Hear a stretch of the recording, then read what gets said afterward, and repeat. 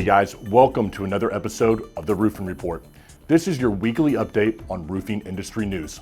As always, if you like these reports, smash that like button right below the video. And for future episodes, if you have news and you want us to cover it, email sydney@roofinginsights.com. Send us your company wins, crazy roofing videos, and any other stories you think that we should know about. Badger's Corner. Our first story this week comes from Steve Badger, and it's a spicy one. Steve absolutely roasted a TikTok made by Insurance Claim Guy. You might recognize him from the show. We'll show you the video first, and then we'll tell you what Steve had to say. So how do insurance adjusters make $250,000 by virtual adjusting from home? Well, you probably won't do it as a salaried insurance company adjuster. You might try becoming an independent adjuster, but then you have to wait to get on an insurance company roster and then wait for assignments. And then you're going to have to do 10 or 20 in a day to make like real good money. And then you'll have to travel. Don't get me started on the travel. You don't want to do that. You want to take back your life. You want to work from home. You want to spend more time with your kids, and you most certainly don't want to work your whole entire life away. Well, let me tell you about an adjuster you probably haven't heard of. It's a public insurance adjuster. We represent homeowners against the insurance company adjuster to help that homeowner get their claim paid properly. I know you're saying, well, that sounds great, Anthony, but tell me about this $250,000. Well, it's easier than you thought. Let's go through the math. And you're going to love the math. As a virtual claims rep, I work from home. My job is simply to collect pictures and do a DocuSign. Send it to the client sends it back, sign off on it. Then corporate office takes care of the rest. They're the ones that go on the roofs and under the homes and write the estimates and do all the arguing. I'm basically done except for a little customer service. So for that, we get paid about $1,000 every time we do that. Do it once a day. It's about a half hour to hours worth of work a day. $3,000 a week. $150,000 a year just by doing one a day. And that doesn't even talk about the passive income opportunity. So visit the website, insuranceclaimcollege.com. It's a free course. In fact, we need so many public adjusters that we will pay you $500 if you finish within 30 days. Steve went to the website to investigate, and we did too. It says that entry-level reps are paired with experienced field adjusters who do the estimating and negotiating. In other words, the program trains you to be a public adjuster that signs up clients, but the estimating and negotiating are done by somebody else. Steve says that it is likely illegal in Texas. The website also mentions a profit share if you mentor other adjusters. You get $250 anytime they help a homeowner, even if you're not involved with a claim. Steve says that is also illegal in Texas. He calls it a get-rich-quick multi-level marketing scheme. Now, to be fair, all the way at the bottom of the website, there is a disclaimer. It says Insurance Claim College is not available in Alaska, Alabama, Arkansas. There are special considerations in Texas, Delaware, New York, DC, Connecticut, Florida, Illinois, Iowa, Kansas, Washington, Missouri, Michigan, Mississippi, South Dakota, and Tennessee. If you happen to live in one of these states, don't worry. The Insurance Claim College will, quote, explain your state's unique laws after you enroll. What's interesting is this. Insurance Claim Guy took down his original video, but you can still see a different one where he is pitching the school. Public adjusters, this is so key. We need to hear your thoughts on this. Is a school like this a complete scam?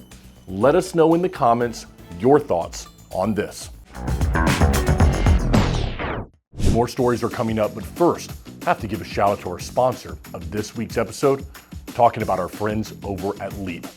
Leap is the CRM integration software that helps contractors win and manage jobs. Whether you're a neighborhood roofer or national franchise, Leap will make you faster and more efficient. If you're a one-man team, they make it easy to track your leads, create digital estimates, and manage your projects. For growing companies, Leap will integrate with your existing tools and streamline the entire sales process. They work with some of the top names in the business like EagleView and CompanyCam. Here's the best part. Leap is affordable, everyone. It starts at $79 a month, and you can add features as you grow. Get all the details, leaptodigital.com. And listen, on a personal note, amazing people over at Leap. They will take care of you. And again, head over to leaptodigital.com. Manufacturers and materials. Our next story comes from the wild world of manufacturing. Malarkey announced plans to build a shingle plant in Oregon. It will be 300,000 square feet and cost $200 million to build. Malarkey wants to open the plant in 2026 and hopes to create 200 jobs. This is big news for Malarkey, but it also follows a bigger trend. In the last year, IKO, Atlas, GAF, and Certainteed have all completed new plants, started construction, or announced plans for new factories in the United States. Obviously, business is good for manufacturers right now. We'll keep watching this trend and we will keep you updated. Let us know in the comments what questions you may have. Next up, we have some good news if you live in Florida. You might remember the state building codes were changed back in 2015. Those changes were supposed to make roofs stronger and sturdier. They also started requiring coatings to prevent water from getting in. Last week, FEMA published data that shows it's actually working. The Florida building code is the strongest in the nation. FEMA looked at clusters of homes and roofs that were both older and newer. This overhead of a cul-de-sac in Placida shows 3 homes. The ones on the left and right had roofs built in 1987 and 2010. Both had significant damage, but the one built in 2020 was fine. These homes in Captiva were both built in 1974. The one without a roof replacement had significant damage. The one that had a roof replaced in 2019 was fine. It's so devastating to go through a hurricane claim when the winds blow and your roof blows off. It uproots your life. Get your roofs replaced before the storm comes. Don't wait for a storm to, quote, get a new roof. The numbers from FEMA are clear.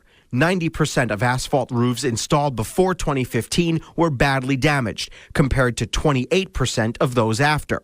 Older metal roofs did fare a bit better, with 79% of pre-2015 roofs surviving without visible damage, compared to just 10% of asphalt roofs. First of all, shout out to all the contractors in Florida who are doing things the right way. This is proof there are great contractors in the state who are taking care of homeowners. My question for you is this: with the legislative session starting right now in Florida, are we going to see them pay more attention to building codes and things that are helping our homeowners here? Or will we see the legislative session turn into more law changes for first-party claims attorneys and roofing contractors in the state? Comment below and let us know your thoughts. Solar news. We have another update on the California solar market this week. A solar equipment company is laying off 350 workers because of the changes to net metering rules. The company, Enphase Energy, headquartered in Fremont, produces the inverters that convert the energy the panels collect into usable household power. In a memo to employees, the company attributed the layoffs to an increase in interest rates and a decision the California Public Utilities Commission made last April to severely cut the amount they pay people who contribute excess energy to the grid. To that, solar advocates like Kaylee Underhill say, "We told you so." More public comment came into the CPUC about this issue than any other topic in CPUC history. And still, the governor and the CPUC chose to cut solar credit for all of these consumers. And we are seeing the cliff that this has created starting now. For any new systems installed after April 15th of last year, the net metering rate, the amount of credit given for excess energy, would be slashed by about 75%. That led to a mad dash to install the systems, said Keith Crutzfeld, owner of Suntegrity Solar in Santa Rosa. For the first part of this year, we were insanely busy, and it was kind of like hell for most of the solar companies to keep up with that amount of demand in such a compressed time frame. That demand after April 15th fell off a cliff. It stopped. Basically, once April 15th happened, it went away. Since then, Crutzfeld says he's seen many solar companies go out of business, especially those who grew too fast during the run-up. We have been reporting on the net metering changes in California for a while now. State regulators say the goal is to keep energy costs low for people who can't afford solar. And to be fair, you still get a discount for solar, just much less than you did before. Unfortunately, Most of the predictions on how this will affect the market have come true. Installs have dropped off and businesses are taking the hit. It's not all bad news for solar though. A program in Georgia is financing solar panels for low-income homeowners, and it could be coming to a state near you next. The Georgia Bright program gives out solar leases for no upfront cost. Payments go up over 25 years along with the energy savings. Well, starting next week, some local homeowners will be able to lease out solar panels to help save some money on their energy bills. Yeah, it's called the Georgia Bright Solar Lease Program. On average, homeowners save about 15% a month on their utility bills. To qualify, you have to own your home, have a roof that's in good condition, and your household has to make less than $100,000 a year. A nonprofit called Capital Good Fund manages those loans, and they partnered with solar companies to install the panels. So why does this matter if you're not in Georgia? They're using a federal tax credit to help fund the program. You probably know that individual homeowners already get a tax credit for installing solar, but now nonprofits like the Capital Good Fund can claim one too. That makes solar cheaper to install, and those savings get passed to the homeowners. On top of that, another $7 billion will be going to low-income solar programs this year. Last summer, nonprofits and local governments were invited to apply for a federal grant called Solar for All. Up to 60 grants will be awarded between $25 and $400 million each. All of this means that more programs like Georgia Bright will get funded.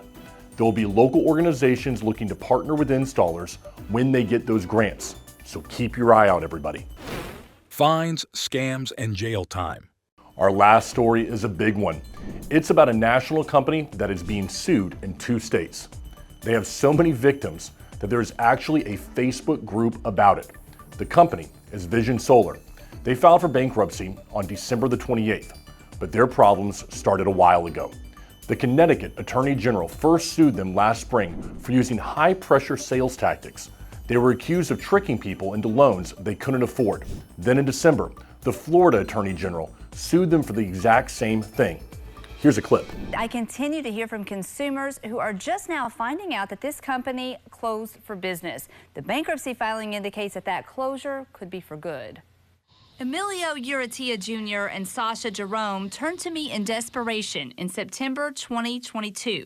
They paid Vision Solar for panels that weren't turned on. A breaker issue left them with no power at all, and they claimed the company failed to remove trees as promised to make their home a candidate for solar in the first place. They just don't seem to care that we have no electricity, sweating Florida mosquitoes, we have dogs. They were among numerous other Vision Solar customers who were happy to hear last month that Florida Attorney General Ashley Moody sued the company, accusing them of misleading customers and failing to complete permit requirements. The lawsuit seeks to require the companies to make significant changes to their business operations and pay tens of thousands of dollars in restitution for consumers. Moody's lawsuit came after Connecticut AG William Tong also sued Vision Solar in March. Now another curveball. Vision Solar has filed for Chapter 7 bankruptcy protection. That means the company is shutting down and not seeking to reorganize.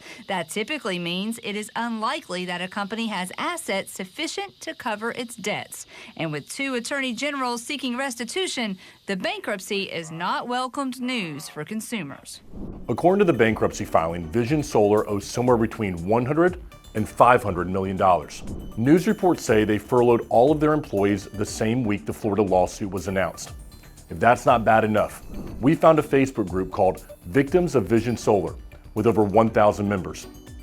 It's full of complaints and people looking for help to get out of their loans. This is unfortunately a story we've seen before, and we probably will see again.